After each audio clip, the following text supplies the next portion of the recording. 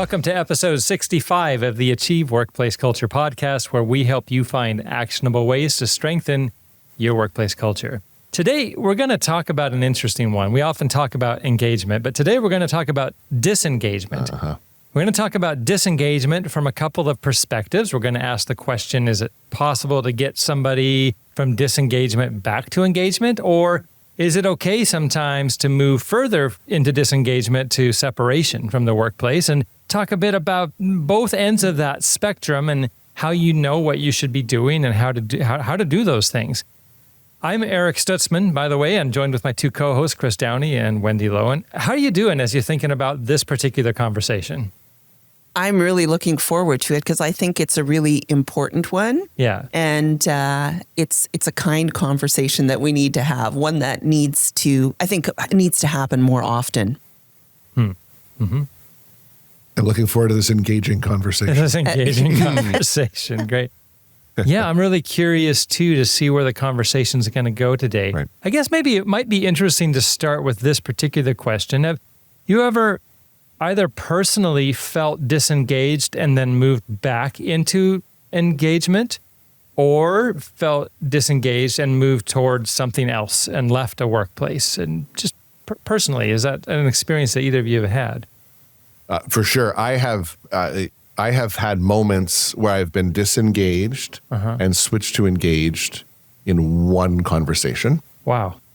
And I have also had moments of doubt that in a conversation have shifted me right further into disengaged. Yes. So yeah, I went from one to the other almost instantly. Yeah. And deeper. Yeah. Quickly as well, for sure. And as well gradually over time. I will say this though, engagement for me to disengagement to engagement, that really that can happen quickly. Disengagement sometimes can happen very quickly as well, but other times it can happen very, very gradually. Yes. Yeah. Almost undetectably until all of a sudden, like, how did I get here? Yeah, for myself, the situation that I thought of was I remember working on a long-standing project that ran over many years, and there was one point where we'd been burning the midnight oil and there was a long road ahead of us, and I really started to doubt my own ability and capacity to complete the project and to do it really well. Yeah. And I had a few conversations with another lead on the project and with my mom, of all people, who just really affirmed capacity and commitment. And I had the same experience where it wasn't just one conversation, but it was a few short conversations that got me grounded and allowed me to just really re-engage. Yeah. And to think about the pressure and my lack of engagement as being not a lack of ability, but a lack of confidence, and that I had the capacity to do the work. Interesting. But the other thing that jumped to mind is I do remember, this was several years ago, a quarterly review where somebody shared their own level of disengagement with the work. And it had been something that we had noticed over many, many months. And they brought it to the table, but there were personal circumstances going on. And they really asked for grace and the support of the leadership team and then also the team that they worked with. So there was space given and a turnaround, but it was much longer.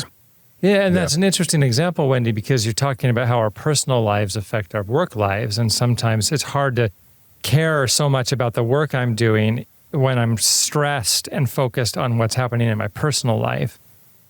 But this person, in some ways, I don't know the exact story that you're referring to here, but if I were to hunch about what was going on, it's not so much that they didn't like their work or they didn't want to do their work. They recognized they couldn't do it as well because they were focused somewhere else. Yes. Emotionally, mentally, physically, just a matter of time. Mental space in particular, what they were dealing with was pretty all-consuming. And how did you get that situation to turn around, or how did they get that situation to turn around? I think with some clear supports, actually, Right. and some clear accommodations. What do you need to do? And for the team to come around and say, okay, what are for this this period of time, what are the basic expectations that we have of this individual? Because there still needs to be a level of performance. Yes, there does. Yeah. And we can, for a period of time say, okay, we can lower the bar, but there needs to be a level of accountability that you're going to work, whatever that means for you in your personal life, but it can't go on long term because we're also safeguarding the integrity of the team and their ability to perform. Absolutely. And one of the things that's really important there, Wendy, there was safety for that individual to bring that up. I think one of the things that's important, we think about when someone disengages, that's all that has happened. Right. There's nothing wrong with them. Right. This is often what happens when engagement kind of goes down and people aren't feeling good about the work. We have a tendency to assume it's an issue with them. Right. And the reason this is so important is often when engagement goes down, they themselves are saying, what's wrong with me? Right. And that's a really dangerous spot to be in, not just as an employee, as a human being. We don't want to be asking what's wrong with us, because when we're not engaged in a moment, that doesn't mean the ability to be engaged isn't within us. Right. We're just not connected right now to that thing. And something you brought up before, Eric, about, you mentioned maybe they aren't engaged with the work and what it brings anymore. Right. And that's okay. Yes. If that's the case, okay. What would be engaging for you and how can we help you get there, even if that's out? But we can support that. Yeah. But more often than not, and I really believe this, is you find, okay, so you're not connecting with this. Right. Let's take a look. What do you need in order to feel better, to do better? And once we connect that, then we turn to our office, our work environment and go, whoa, there's so many opportunities to this or that. But it's understanding what is the source of engagement for that individual, like the true motivation. Because often we'll talk about it, motivation at a task level.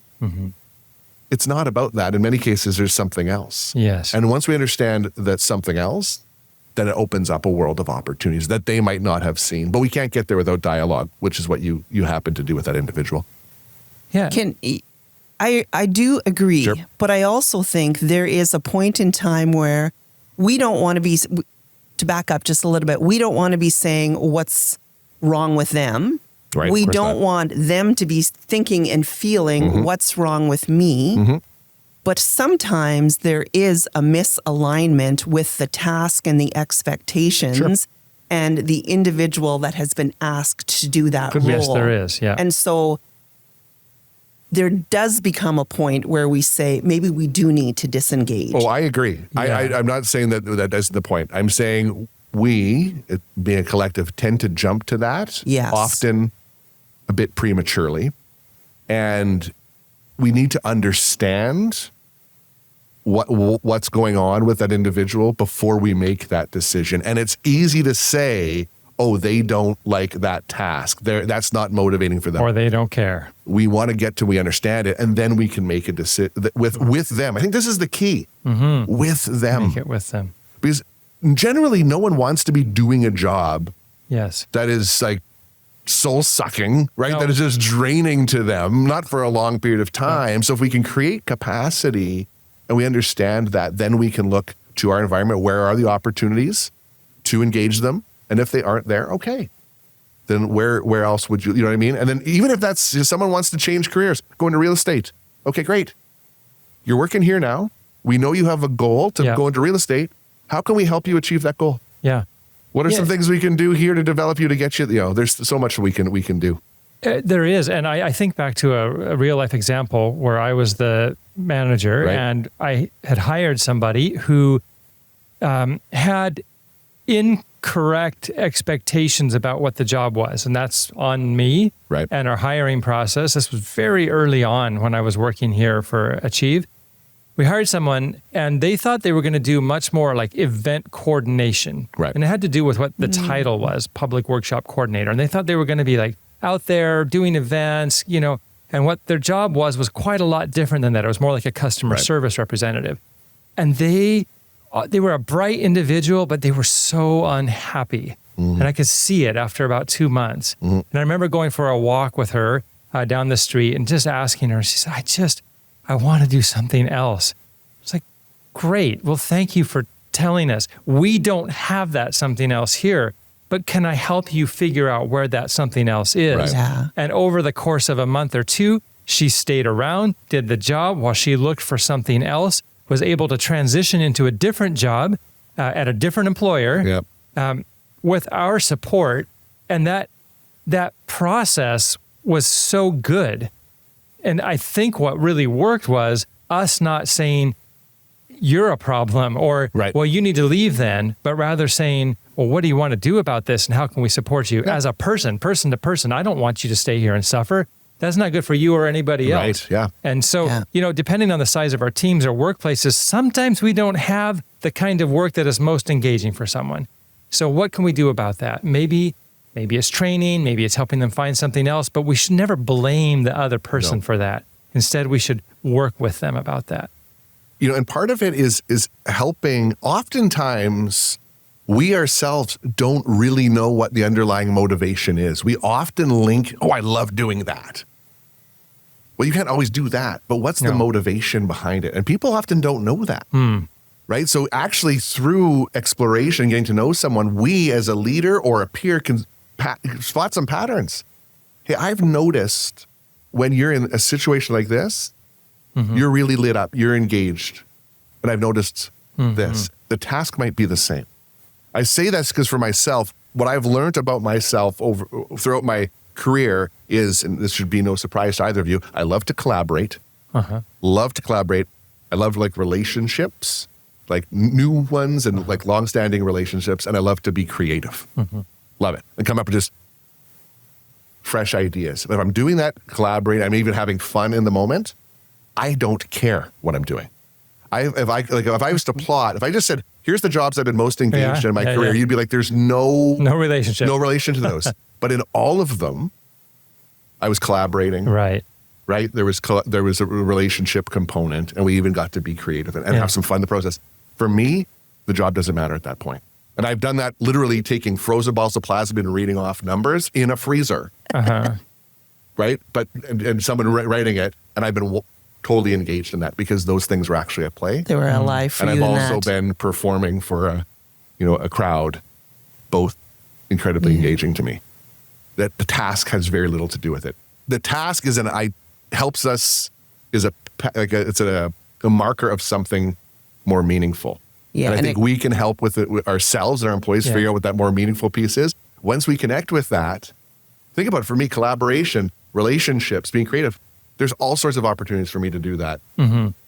Right, here for sure, but even just in the world. What a gift that was for me to break through. And I think with our employees, if we can help people figure that out, what their natural motivators are, it's powerful. It opens up tons of opportunity. Yeah. Well, and you're talking about a real expression of who you are through the work that you're doing. And if there's a mismatch with that, there's going to be disengagement. Yeah. And we've talked a lot about tasks, but I also think when it comes to engagement, it should be engaging with the values of our organization. And there are times where it is a mismatch between the values we have 100%. As an organization and how we want to treat each other and how we work together. That might not be a right or a wrong. It's just, this is how we have chosen to do things, and we have chosen to work here. And I'm thinking of, a situation we had years ago where there was an employee who was not living out our values. There was a large incident, and I think we managed that with a lot of kindness, but we were not going to compromise on the expression of our value. And so it did lead to disengagement. So there's different ways that staff, we employees engage or disengage. It's not just the work. It's also living out in the expression of what our fingerprint as an organization, what we want that to look like. Yeah. So how, for our listeners, as a way to summarize some of this conversation, how do you leave room or handle exits and disengagement with dignity and openness? What are the ways we do that to leave room either for re-engagement or moving on to something else? What are some very what are the keys to that? Let's name 2, 3, or 4 for ourselves and our listeners. The first is we need to understand where the individual's at. Okay. So maybe they aren't engaged, and they've even said, "I'm right now not engaged." Okay, tell me about that. We have to understand what's leading to it in order to help them through it. Okay. So it starts with seeking to understand where they're at as individuals. Just to be clear, this applies on the engaged side too. Yes, it does. We often create narratives about why people are engaged. You see someone wildly engaged, understand what's behind that. Because it might not be what we think. So both apply, but let's go back to the disengaged. Make sure we understand where they're at. Because we need to understand where they're at in order to help them through. That would be the first one for me. What about you, Wendy? Oh, I was just listening so intently to Chris and thinking that's so true, because for you, the reading of the labels in the freezer, Yeah. if the people around you knew what your motivators were, you were saying the task doesn't matter. So Right. you understand, you find out, what are the root causes, and then how do you fill that gap? And that's co-created. That's a collaborative process. Yeah, in most cases, it's In a most- collaborative. yes, that's- in most cases, we start. I think we should always, unless there's been an egregious misbehavior or miss between what they're doing and what the organization values. If that's really egregious, then maybe different. we just That's different. Sure. But Yeah. let's talk about it's not that, but you can tell somebody is disengaged. You see it. In how they're behaving. Yeah. Well, first, don't make assumptions. Just have a conversation Spot with them the as a behavior. person. Yeah. Hey, I've noticed this. At meetings, you're speaking up less than you used to. I'm curious what's going on for you. Yeah. And it's just a simple discussion. Yeah. We start there. We look for sources of motivation or the opposite for that person. We talk to them about what they're needing and what they're looking for. And then we can have an open and honest conversation about what our workplace can provide Yeah. or not, Yes. and help them with their next steps. 100%. And one thing just to even add to that, if what comes into the conversation is like you had highlighted, Wendy, someone says, I'm struggling with something, right? And because this always comes up later. So where's the line between personal and work? Where can I'm not a counselor. How do I help? If someone comes to us and says, this is going on for me, thank them for letting you know. I didn't know that. Given that, what do you need while you're here to be successful? That opens up the opportunity. Because what you can find sometimes, even people are struggling outside of work, they can actually come into work and have a meaningful experience in spite of those challenges. But it's like we take it from their personal situation. What do you need to be successful while you're here? And then we can look at opportunities if they exist. But even then, if they don't, then we know, and then we have to work towards. Yeah. Yeah. And we can exit with relationship intact and strengthened. And they'll probably still recommend someone to come work here. Yeah. Yeah. Yeah. And indeed, that has happened before. I've seen that Yes. happen. Sure. So with that, we're going to wrap up this episode of the Achieve Workplace Culture podcast. And if you're listening in and you're thinking about what does this mean for you, I'd say figure out how you approach people with dignity and openness. That questions of disengagement are rarely exactly what you think they are, and that we need to start with curiosity and asking them where they're coming from and dig deep with them and help them figure out their next steps as a peer, as a colleague, as somebody you care for. With that, we'll say goodbye and see you next time. Looking for free resources, training, and consulting in the areas of leadership and workplace culture? Be sure to check out achievecenter.com. That's achieve, CENTRE.com.